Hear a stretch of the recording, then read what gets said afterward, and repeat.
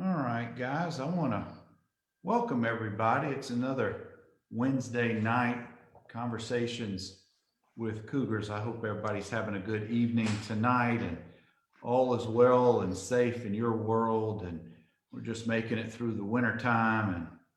And I'm ready for the spring. I'm ready for nice weather. I'm ready for like we all are, for this pandemic to be over. But I hope everybody's doing well. And I appreciate everybody showing up on Wednesdays. I love doing these conversations, and got to turn this down. But I'm so pleased to have John McGlown with us tonight. John, how you doing tonight, bud? Bernard, I'm doing just fine. Doing just fine, old Cougar friend. Glad to be here. That's right. And for guys who don't know or weren't back in the day with us, John's just a little bit younger than me. He played, I think your freshman year was 86. Yes, sir. 86. Graduated in 90. So just after I was there, he was there with middle brother Rob, and just multi-talented. What a great guy. What a great, I've been looking forward to this for a few weeks now. So John, thank you for spending some time with us tonight. And we got a whole bunch of Cougars already rolling in. So let me share with you who's here, and then we'll get to you in just a second. They're already excited to see you. We got Coach Josh Parrish. Oh, man. We got Coach Randy Hicks. Oh, we got a story. Well, I'll come back to one Josh just reminded me of, and some other folks. Jason Mullins has rolled in. So thank you guys for being here with John. John, what I usually like to do is kind of start where you are now, and then we'll kick it back old school. So let's catch folks up. Where do you live? Tell us a little bit about your professional life and your lovely family and those kind of things. Okay, Bernard, welcome Cougar Nation. I remember the Coach Hicks and Mullins and old Josh, but actually still I'm residing in Headland, Alabama. Been there roughly around about 20 years now, I think, at least 18. I was the former Parks and Recreation Director for the city of Headland, first full-time rec director they had. Took Coach Holland's place when he retired, and I moved up there, attended Troy University, got a master's in counseling and psychology. So I also at Troy, I was in the military, ROTC. And so I got my commission as a commissioned officer, asked for a reserve commission because I had kids and I wanted to be near them. So I stayed near the area. And when I graduated, I went off the officer basic course in Augusta, Georgia. And then I returned to Dothan to find a job. And I actually started working at the Boys and Girls Club with Bob James as his unit director. And Denny Holloway was looking to hire me as a juvenile probation officer. But I ended up getting a job at the Boys Club and worked there for 2 or 3 years. And then I got the Parks and Recreation director's job. And once I completed that, I went into working at the school system while I was completing my master's. And I ended up getting my master's, and I was hired by the United Methodist Children's Home. And I've been there 10 years working with them as their residential director for their boys program. Oh, that's fantastic. Oh, yeah. I know that can be rewarding, probably frustrating at times, but rewarding work. And how long have you been there? Been there since 2012. They hired me in September 2012. One of the best jobs I've ever had. Don't plan on going anywhere. They take real good care of me. I love the work with the youth, making a difference in those young men's lives. And I actually coach part-time at Dale County High School because several of the boys have played there, and Pate Harris actually brought me out. Then I coached running backs for a couple of years and the wide receivers. Oh, very good. I bet that was fun and different as well. Oh, yeah. I love it. All good stuff. Oh, we got some more folks. We got some legends that pulled up in here tonight. Oh. We got, Ramona Stanley Walker says to tell you hello. Yeah, tell her I said hello. Ramona's one of my schoolmates. We graduated the same year. Kevin Jackson says to tell you hello. Hi, Jack. You're the fastest guy at Northview. Oh, we got Mark Saffold is with us tonight. We got a bunch of, some great folks. Gant Pierce. Thank you guys for showing up tonight. Oh, welcome. That's right. That's, what better things do y'all have to do on a Wednesday night than talk Cougars football? There's not a whole lot more than this. Well, John, let's kick back to middle school, to high school. I know that you played a bunch of sports. I know you had a bunch of talents, but it's what I love to find out. And I know back in our day, and here's where I get to start like I'm an old man now, is back in our day, we all stay off the lawn. Anyway, we all played all the sports, just depending on what season it was. You just rolled into the next Mhm. season, and very few kids specialized, just had one sport and that's all they did. And, in the last couple of decades, that became extremely popular, but now it's really kind of out of favor with most of if you talk to recruiting coaches in college, you talk to orthopedic surgeons and doctors who take care of those student athletes, they'll tell you, you don't need to wear out, certain body parts by doing the same thing over and over and over. So with all of that said, which kind of athlete were you growing up? Were you the one sport guy, or were you the sport of what's happening now? I was pretty much the sport of what's happening now. I played football, basketball, and track, and was good at all. I'm probably not great at any one of them because of the focus of what I did. I was actually what they call a tweener when we were coming up. I had excellent speed, but my size would have been a factor in school back then because we ran the power I. And so at wide receiver or tailback, I was 165 pounds when I graduated, 5'7" and 3/8. But you ain't playing Alabama that size. You need to be about 10, 15 pounds heavier from what they told me and a little taller. So, but I played all three sports, and I played soccer too. So I was going to say, with your speed, that's the one thing you cannot replace.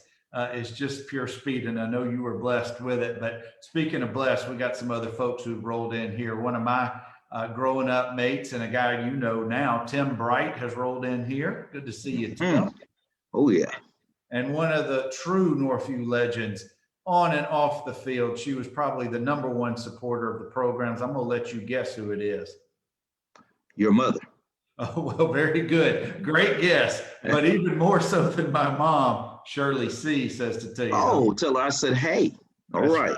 That's right. No, that's a good guess, John. Miss But C. no, Shirley C. definitely takes that crown. Gotcha. Miss C. Okay. Miss C. Well, John, let's talk about those sports. Let's take track first. Was it a natural sport for you? Because it's not just being fast. Obviously, there's a lot of training, a lot of mental part to it. When did you run track? What years? What were your different competitions that you participated in? I started in middle school. I wasn't able to run. Growing up in Dothan, you have the Hershey's track meet, and Kevin and a lot of them were able to run and gain notoriety and go to the nationals compete. But because of my religion, we were Seventh-day Adventists, and I was not able to run at the track meet on Saturday. So most people knew that I could run growing up in just locally in the school system. But once I got to middle school, back then we had 4 middle schools. So the biggest thing was the 4-way track meet. And we competed there. And that's where I served notice that I was the fastest kid in our age group coming up through that middle school.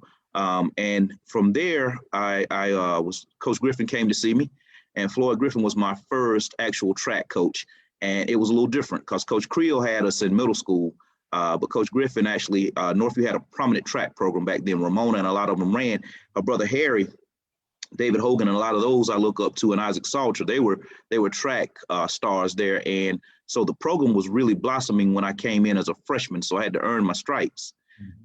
The training rigor was a lot different in high school. You were training, running 10, 15, 400 meter sprints, 8 220s, you can run the mile, and things that nature. But he made it so when you got ready to sprint, the sprint was like practice, because we went to Blakely. I remember we ran a full track regiment, went over to Blakely, Georgia, because we never ran locally. We ran at big meets, but we went over there and beat them like it was homecoming or something, just to practice.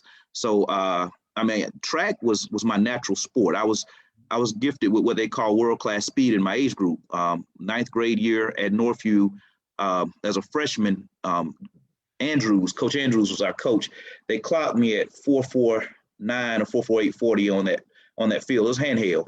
And I did not realize how fast that was until Coach Andrews said, John, they were looking at the clock and he said, you may have 3 or 4 kids in the state that can run that fast in your age group right now. He said you may have 3 or 4 kids that can run that fast in on varsity. He said, but you got excellent speed. Track is your sport. And I didn't want to hear that. I love football, so I didn't want to hear track was my sport. I wanted to hear football was my sport. So, I ran track, but I love football. Well, I have to ask you, because back in the day, I know that Coach Griffin would find all the best athletes who were fast and had certain gifts for track and field. But what used to always puzzle me, and I've asked many of my friends who did this, but were you also one of the ones who trained wearing combat boots? Yes, I wore the combat boots. Actually saw Isaac and Willie Fields. Mm-hmm. Most people don't know this. When we talk about, and Fleming and I and Kevin and all of us talk about speed, mm-hmm. When you look at the annals of Dothan, and then you look at Northview and the track stars that came out, I'll tell most people, Willie Earl Fields is probably the fastest kid. If we ran 10 sprints, Willie probably beat me 6. And then you had Charlie Davis and Euless Black. And of course, Kevin was fast. But when you start talking about true speed, they wore boots, and Willie wore those boots. That's who I saw Isaac Salter wearing them. And I want to say Harry Stanley wore them, and we wear weights around our legs. And that's what, helped this force build your calves and your quads and your thighs, where a lot of your speed comes from, and that hamstring muscle. Well, when I used to see those fellas running up and down 431 wearing those boots, it's like, I know there's a method to the madness, but it's not my sport. I don't get it, but I know there's a reason for it. But guys, I'm talking with John McGlown, and we're having a good time. We got a whole bunch of more folks who've rolled in here that giving you some shout outs. John, we got Coach Rick Cleveland says to tell you hello. Tell Coach Cleveland I said hello. Dwayne Thomas. That's my cousin. Chuck Jackson, one of my classmates, a year behind me. Cece Dixon. Hey, Cece. Let's see, and some other folks who I can't see them because it's rolling through too quickly. But John, so where did you go to middle school? We went to Honeysuckle. I was over there at Honeysuckle in 84, 85. I think we were there in last part of 86 before I went to Northview. And they had just came off of winning 1 or 2 city football championships there at Honeysuckle, and I think we were the 3rd, and I think Kevin Jackson and them were the 4th after we came along, but we had won 3 or 4 in a row in football there at Honeysuckle. I knew that Honeysuckle had a streak going in the 80s. I didn't know if that was your years as well. Now, which community, where did you reside? Where did you grow up? I came out of what they call it Dixie, Railroad Avenue, right near the old train depot. Mm-hmm. There, the railroad that runs right behind it. We lived on the paved side right there. My grandmother's house was my great grandmother's house, and my grandmother lived there, and she raised my sister and I. Father was incarcerated, mother was deceased, so my grandmother took us and raised us there and put both of us through college.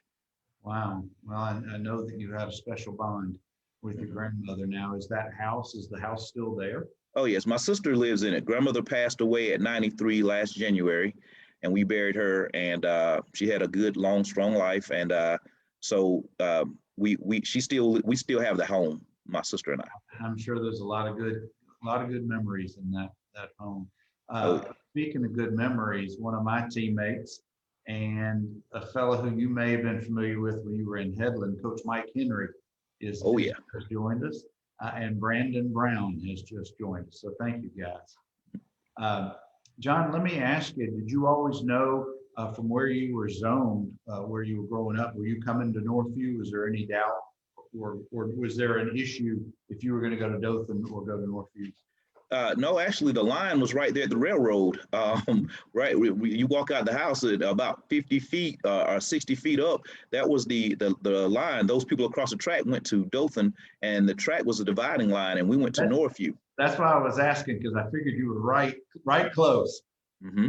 I'm sure, depending on what number of the street you lived on, determined where you were going. And Kevin Harrison says to tell you hello. There's a blast from the past. But I got a couple of.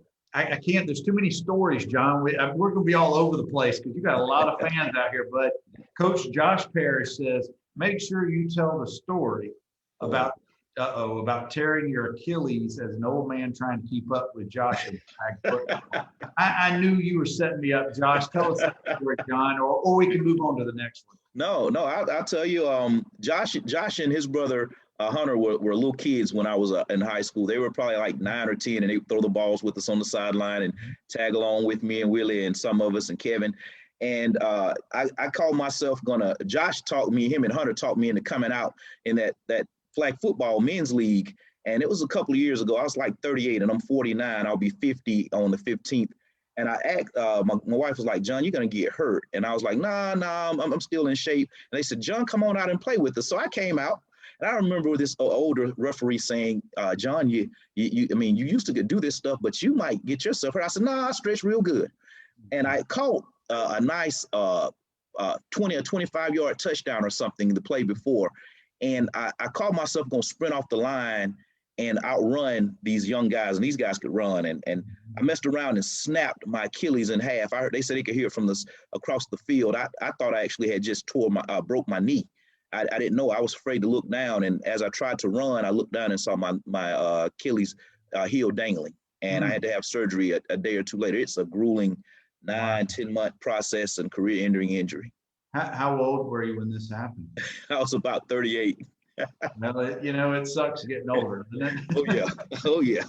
I before the pandemic, I've got a regular basketball pickup group that I play with, but I have my lane. I know what my limits are, and I do not try to outdo anything or anyone. You don't have to tell me anymore. I don't. That's right.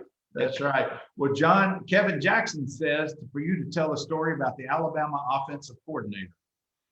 What was this? I forget his name, but he was doing something with Jim Lofton and them. And I wanted to talk to him about trying to play at Bama because Jim was my big brother and I thought I was a Homer. I think his name was Homer. The guy's name was Homer. Homer Smith. Homer Smith. And he was actually the one that told me talked to me about size. He was the one that taught me about size, but I wanted to be recruited by Alabama. And all indication growing up, when you look at kids in the who's got that type of talent when you see them in Little League or possibly in growing up.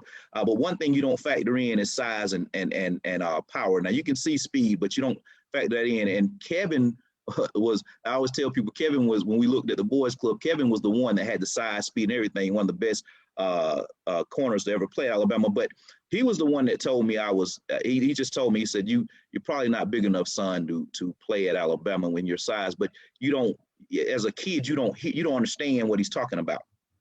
You don't understand Alabama don't recruit 165-pound tailback at 5'7" at, even though you got excellent speed, you don't understand that you can't play tailback there at that size. And I didn't, I didn't understand. I still had my dream of playing Alabama and was disgruntled because they didn't sign me. So Kevin, I always talk to the kids and say, man, I should have played Alabama. They should have came and saw me. They came to watch me and they saw Kevin. That's what I always tell them. Well, then first, a little bit, you may have been the one who helped propel Kevin to get to where he went. So I know he owes you one. He does. Oh, speaking of, we got some more talent who's just rolled in. Hollywood Henderson has just rolled in. Butch. Norris Thomas. Norris. Oh, a whole bunch of folks. Let's see. We got all kind of comments too.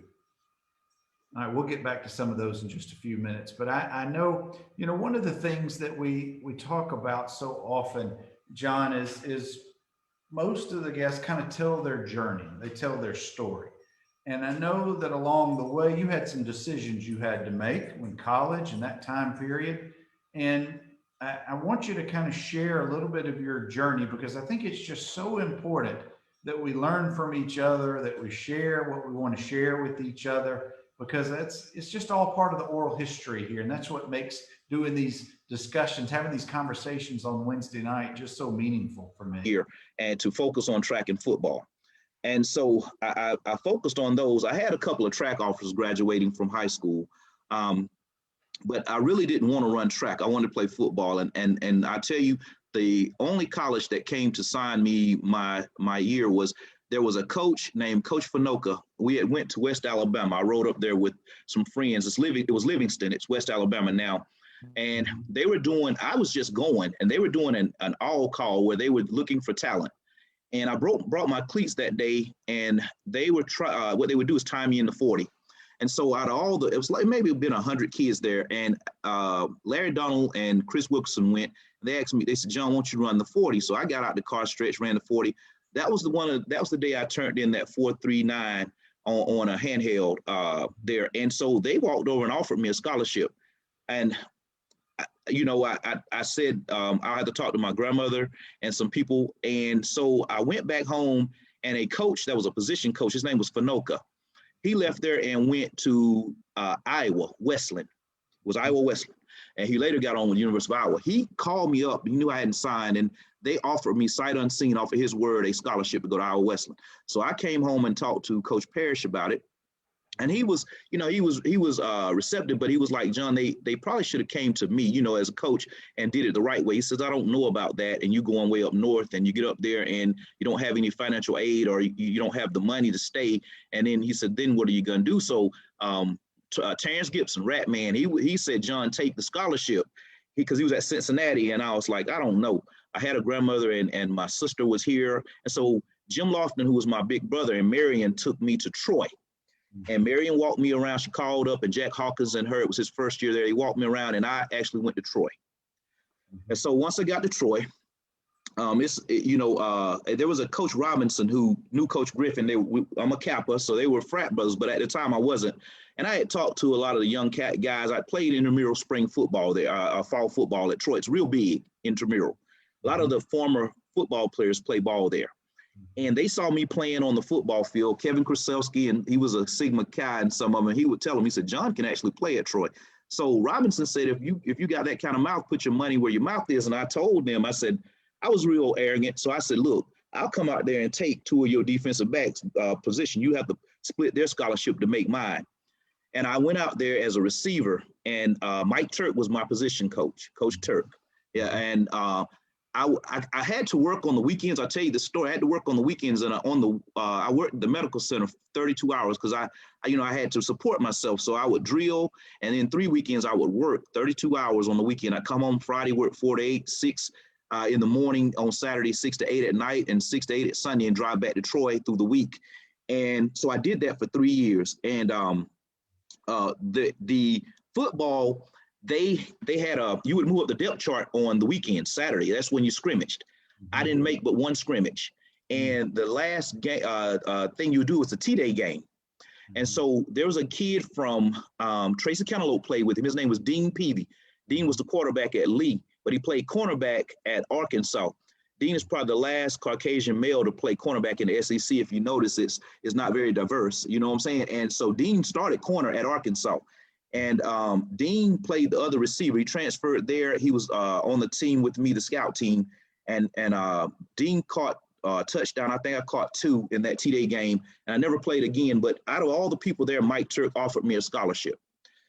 And I remember him saying, John, we want to sign you. I didn't know anything about the thing. I had an partial academic scholarship anyway. I was decently smart. I took honors classes at Northview and graduated with a pretty good GPA.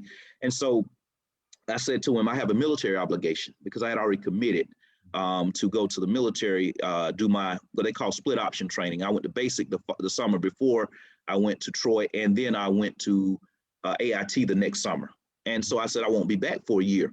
And he was like, John, and he said to me, he said, we don't have anything to give you. We can get your books right now, but if you stay with us in the fall, we'll give you, we'll pick up some tuition for you. That's what he said. I don't know if it was full. I don't know if it was partial, but the way he was talking, I didn't ask because I had a military obligation. And I came back, and this is when I learned about certain things. Everything I knew about football up until then, I knew from Coach Harry Wayne Parrish and talking to Robbie and some of the schemes that we run. I'd ask questions. He always thought I was a smart aleck because I asked a lot of questions, but I was very intuitive as far as what, I want to know why we did certain things because Harry Wayne was one of the first to run a single back set and 4 wide receivers with Mark. I remember Mark Sappho was a senior when I was a sophomore, and man, Mark was one of the strongest guys I'd ever seen, him and O'Shawn Legree, looking up to them. But I got to Troy, and it's a business, Bernard. It's a business. And I came back, and Larry Blakeney said, "John, you don't look like you need to play receiver anymore. You need to be playing three technique." And I thought it was something great. Three technique. I thought it was the fullback, and three technique is the down defensive tackle. I put on about 15 pounds since I'd been gone when I came back, and so I never suited up again and played football. And they came to ask me to run track. At the time, they did not have sprinters at Troy. They had cross country. It was a cross country team, and he was trying to build his sprinters. So he wanted us to run track, but they're up at 4 a.m. running. And I was like, "Nah, I ain't getting up at 4, and I work like I do. I'm just gonna, I got married. My ex-wife, Vanessa, we married and had our son Nick at Troy, and she's now the principal at Hidden Lake. But Vanessa and I were married through college and then divorced. But I just didn't go and pursue anything as far as sports because it was a business. I had to work and provide for my kid, and also I had a car. You couldn't own a car. I didn't have a way to get around, and playing sports at Troy, you're just not gonna. You had to really work, and so that's what prompted me to leave the sports arena there. As far as that, I had to work, and I worked every weekend. Well, so it certainly sounds like you. I know you were a mature fella, but you really were acting very maturely and really adult-like during those times when you were at Troy. But I know those decisions when you're 18, 19, and 20 years old are not easy ones to make. But I suspect going through that and being as successful and doing as much and as well as you've done, you're able to share because you deal with the youth, with children. You've been able to hopefully share some of your experiences on to the next generation. And I wonder, here's my question, is how fulfilling is that for you? Does that bring you joy to be able to share your story with the kids who you're dealing with? It does. Extremely fulfilling. I always wanted to be a pro athlete, and I had to live vicariously through Kevin and at the time some of our other friends that actually got a chance to make the journey. And but I often thought that I would love to be a pro athlete. But when I look back on it, Bernard, the decision to go into youth social service work is probably the most life fulfilling thing I've ever done. We change lives with young men. I didn't have a father there to change mine, but I had Harrison Parrish and Jim Lofton. My grandmother worked for Harrison, who was the founder of Movie Gallery, and Jim was my big brother because I was one of Charlie Kemp's boys. And a lot of what I saw from high school athletics was through Jim and Jimbo and them taking me to the North. That's actually I went to my first Northview game, and I say that to say this: none of that would have been possible and prepare me for my wife and I, my beautiful wife Katrina McGlown. They know her as Kizzy. We just celebrated 21 years of marriage. Congratulations! And tell you, if she wants to come on and say hello, I'd be glad to say hello. But it's okay. It's okay if she doesn't. She's sitting there nodding her head. But a lot of that prepared me. Mm-hmm. Well, John, I know that working at the Boys Club all those years with Rob and the Harrisons and Mr. Camp and all of them, I know those were also fond experiences for you growing up. But I also want to, we got Tracy Cantaloupe has stopped by. Tracy, gosh, you must be a popular dude, John. We got all these folks showing up. I'm so glad that you guys have stopped by. Of course, I'm talking with John McGlown, and we're kind of all over the place here, but it's those life lessons that shape us. It's those life lessons that takes us on our journey. And those decisions that you had to make were not easy ones back then, but it helped to shape you. It helped to make you the man that you are today. And I know that they've made you a better man. And thank you for sharing those. But now I want to back up a little bit. I want to get on the field. I want to go to the practice field, the locker room, the nitty gritty, hanging out with the boys. What was the worst thing about being a Northview Cougar football player for you? Oh, I can tell you. Randy Ragsdale. If you're in the 10th grade, you're on scout team. Uh-huh. And we'd be down there and we'd run that Oklahoma, and he would run that scout team practice. And I don't think Kevin and some of them got to see scout team. Tracy probably did, but Kevin, because we had to use him, we didn't have a linebacker, so we had to move him to linebacker his sophomore year. He probably should have played tailback in the back with Stanley and I, to be honest. But you'd be a sophomore, and I'm sitting back there, and I was behind O'Shawn Legree. Of course, Mark and O'Shawn didn't get hit not like that. And so you got Big Toombs and Easley sitting there at defensive tackle, and James Hawkins, and you got let me see, at linebacker we had Derek Ward, and Terrence White, and some of them. And you sitting there, and they get to holler and run it again. And of course, they already knew what the play was for the week. You're the scout team, and I remember Gerald Palmer at Carver. He was number one. He was the top-rated receiver in the state, and they put number one on me. And he goes, everywhere he goes, I want you to go. And he was telling Derek or somebody, and he goes, if they throw a screen pass to him, I want you to shadow him. And they would throw that ball out there to me, and Derek was trying to kill us. And if you get hit, of course, you got Britt Strickland, and Britt and them were undersized, at that time. They got bigger as we got older. But he'd say, run it again. And you run it 15 times. And I'm like, thank you, Coach Ragsdale. They know where we're going. And we run over there, man. And Lou Hicks, Ryan probably got to play scout team. But a lot of that scout team was the worstest thing I ever did at Northview, playing scout team against first defense. But it made you a better man. It did. You don't want to admit it, but it made you a better man. Oh, we got Coach LeBron Stewart has just stopped by. Hey, Coach. Kalima Thompson, Jenny Parrish Stock, a whole bunch of folks. I'm telling you, you're a popular dude, John. That's awesome. Some of my old friends, Kalima and Jenny and LeBron. LeBron is actually married to a high school Northview former cheerleader, Miss Zan Melton, and Zan was a cheerleader for 3 or 4 years there at Northview. Beautiful, beautiful woman. We now affectionately refer to Coach Stewart as 2A Coach of the Year, LeBron Stewart. Yes. Very proud for him. That's proud. Right. They had an awesome season, 12-2 and state runner-up. Big things in store for the next couple of years for those guys. All right. Now we're going to flip the question. What was the best part? Best thing about being a Cougar football player? There were quite a bit of things. I tell you this, as a kid, you look up to the guys that came through before you,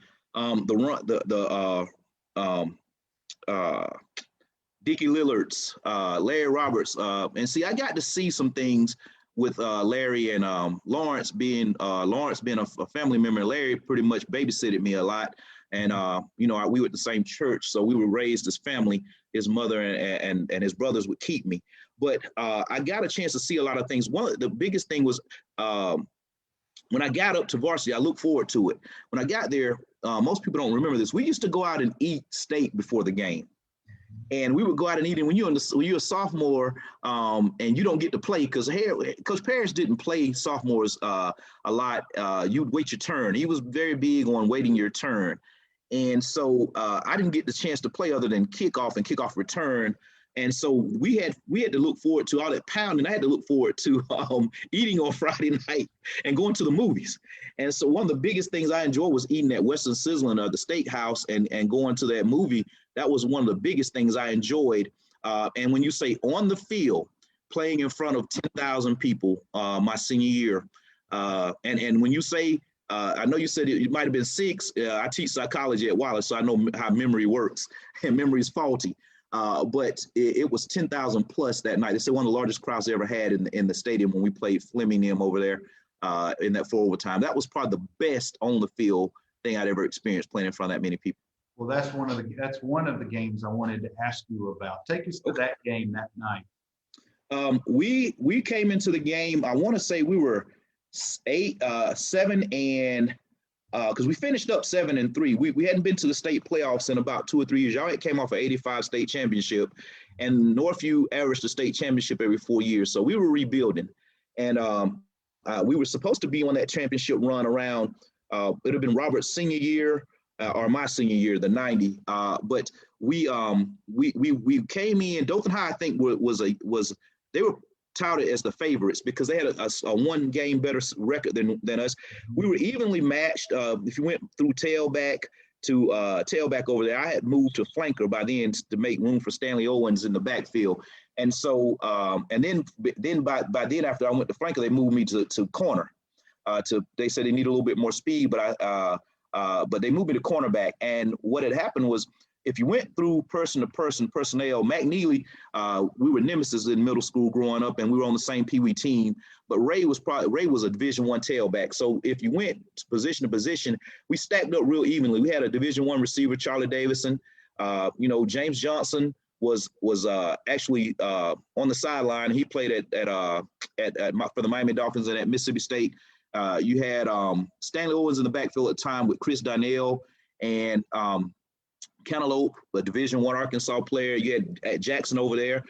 We had Anthony McDonald, who was most likely a Division I receiver with Charlie. And then you had Johnny Dawsey and a couple of the other ones over there, Kyle Cook, Mike Neely over, and Fleming over at Dothan High. So John Hawkins, who was a defensive end, they stacked up real well with us. But we had Wilkerson and Old Gator at defensive end for us. And what it was I remember Griffin pulling me to the side and telling me before the game, he said, John, we hadn't had a run over 30 yards because, and I take pride in this, if you broke loose, I was going to catch you. It didn't matter. I remember catching Chris Anderson, who was a state 100-meter champion. If you got loose, I'm coming to get you. So we didn't give up big plays, and that helped us. And so I remember Griffin saying, John, what you need to do, I don't want you to get caught up. I was at free safety, get caught up in the fray.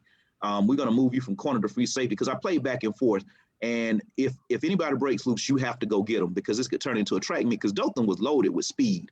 We were too, but they were loaded with speed. And so we played a cover two, and they squatted the corners to try to funnel McNeely. And they ran that wing T type formation to funnel everybody back in. And if Fleming or one of them got on the edge, it could be a big run. So Gator and Chris Wilkerson contained all night long.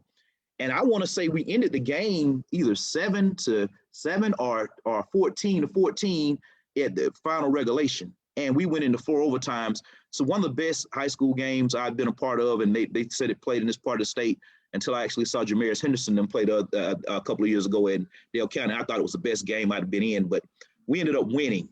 And we won in great fashion. I had a great game that night, kept everything in front of me, but Matt Neely drug me up and down the football field. Well, I just remember that being, I think it's the longest game in program history, 4 overtimes, and maybe one of the more memorable ones, that's for sure, specifically being the Circle City Classic or whatever it was called at that time. That's for sure. And I'm sure not only physically was it draining, but I'm sure it was emotionally just a wipeout by the time you finished. It was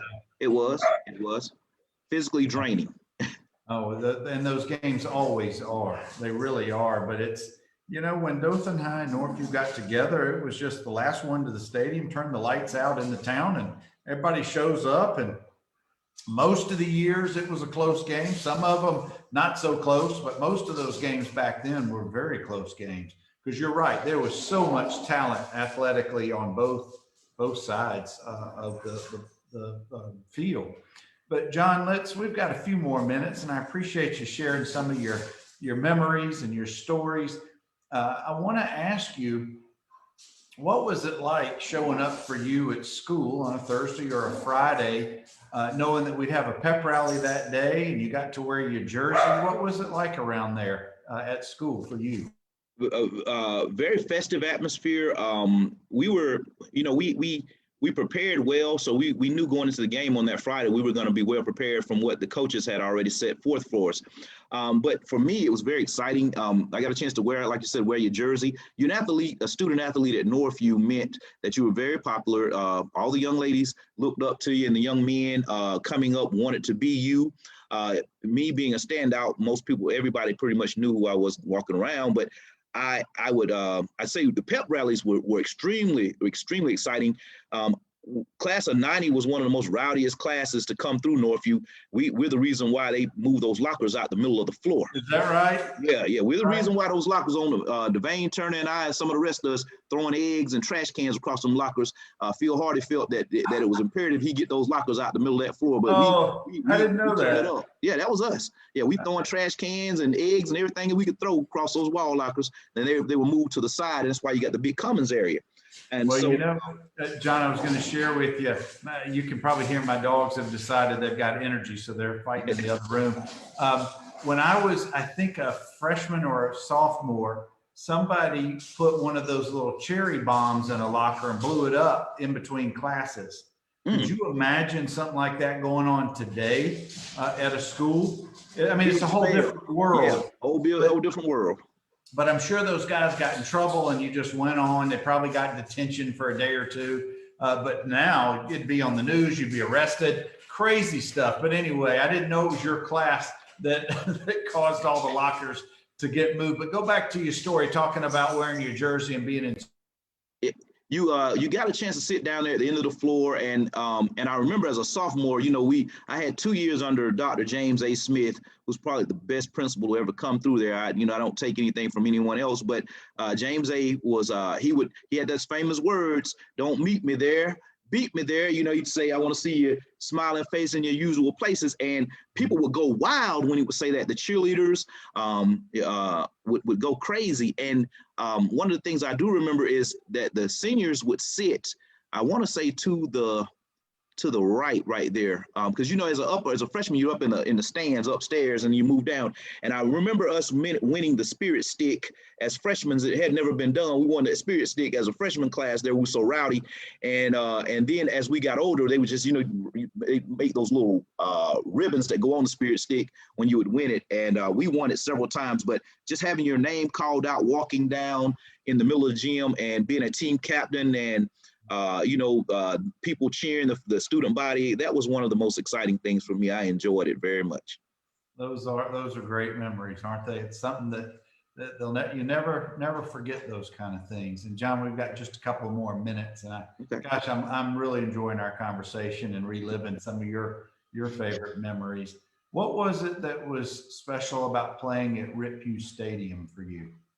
Well, I had watched you and you go back to the '81 state championship team. You see Larry playing, my cousin Larry, and then John Kite, who was my next door neighbor, free safety on that team. Ron Eli, Dickie Lillard. You see a lot of them playing, and you looked up. They wore, and Dwight and Doug Jones. They wore the tearaway jerseys, and then you come on up to '85 and see Lawrence, Chris Holmes, and a lot of y'all playing, and then I got a chance to sit behind O'Shawn and Sappho. And so when I got a chance to get on the field, as in the middle school, we didn't get a chance to play at Ripview like they do now. So it was almost like playing at one of the pro stadiums. And so when you got a chance to get on that field and make your mark or catch the ball and turn up and people cheer and you look in the stands, it was surreal. It was like you were playing in a pro arena, because of course, I never experienced a pro arena. So to me, that was my pro debut. Playing in college, and man, I'm gonna tell you, the field looked huge when you're a little kid, but when you get on it, it's big, but it's not as big as you think it is. It's not as big, and you're out there in front of everybody. And I remember getting burnt in a game against Carver, because playing corner is different. And I remember, when you got that kind of speed, you can walk up on receivers and press them, but the slowest receiver can beat you off the line if your technique is not great. And one of the best technique guys was Cantaloupe. That's how Cantaloupe got to Arkansas. Tracy could swivel his hips, turn and run, and he had good speed too. But I got beat on a crossing pattern. They crossed up, and I caught the guy, but I couldn't get to the ball. I jumped up and tipped the ball up in the air. And I remember the crowd hollering. They were cheering when I caught him, but when I tipped it up and he caught it and ran it to the 10, it was Carver of Columbus. I remember him booing like, ah, and you hear the whole thing. You can't hide. I want to just tuck my head and duck and go hide on the sideline, but you're out there on that island. You got to go to work. And I remember that. That's one of the games that stands out to me. But for that one play, you had many, many other great ones that replaced it. So I know that we all remember. We all remember the coulda, woulda, shoulda plays. I get that, but you also don't ever need to forget those great plays as well. But John, we got Cornelius Bennett says to tell you hello. Damon Glasgow says to tell you hello. Doom. Okay. You might now be in second place for the most number of watchers live to Miss Shirley C. So far this past year. So you're in good company. Well, I appreciate all my old friends, man. I tell you, the Cougar family is deep. The Dothan family is deep. You know, the people you're naming, I mean, I love those people. I looked up to a lot of them. Of course, Dune, you know, he played with us, Damien, you know, and a lot of the ones you named. I grew up with a lot of those kids and those men now. Yeah, that's right. That's Norris exactly Thomas, you know, Norris moved away. His brother Mark and I played at the boys club, man. And I spent the night. Norris' mother used to keep me when I was a little boy, right down the street from Larry and Travis Roberts' house. We grew up right there with Norris. Norris actually played, I think, with Kansas City or somewhere. He played pro football, but he went to Girard, I think, with you, Bernard, didn't he? Sure You know, did. he went to Girard. You know. Sure did. Mm. Well, John, I appreciate you taking us through this tonight. This has been a lot of fun, my friend. Well, I appreciate you having me on, and I would just want to thank the Cougar Nation for supporting in Northview and Bernard, and we'll continue to support you, Bernard. Well, thank you. This has been a lot of fun. We got a bunch more folks lined up coming up, and I want to remind you guys that if you've got jerseys or pennants or any memorabilia, photos, anything from your time back in the day, either send it to me and I'll post it, or you can post it directly yourself. And folks just want to see all that kind of stuff. I interviewed Austin Emfinger last week, and he has a collection of football helmets from 2004 to 2018. He put them in a big oval or a big semicircle, and he posted them. Those were awesome to see them lined up all in a row. So if you guys have any of that stuff tucked away, before you throw it away or give it away, make sure you take a photo and send it to me or put it on the site. But thank you again, John. I appreciate it. Thank you, Bernard. You guys have a great rest of your night and week, and we will catch you next Wednesday with Conversations with Cougars. Have a good night.